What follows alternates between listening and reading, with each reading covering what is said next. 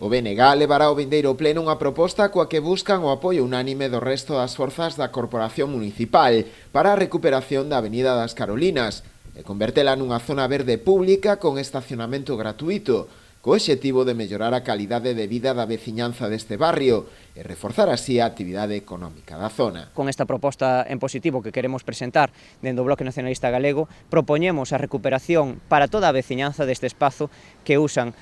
actualmente os redeiros e que nun futuro próximo pasará a estar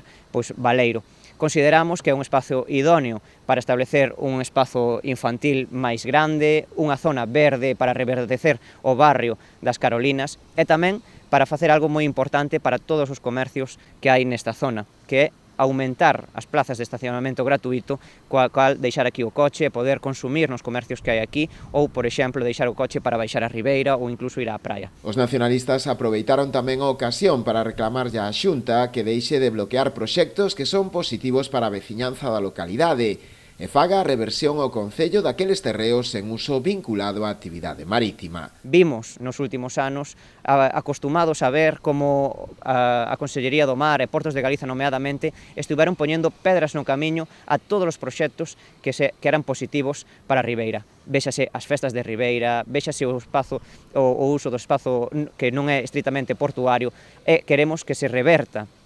todo o espazo que non sexa estritamente portuario ao Concello de Ribeira. Iso contribuiría a crear uns espazos que sexan propios do Concello de Ribeira, no que non haxa que pagar tasas abusivas por facer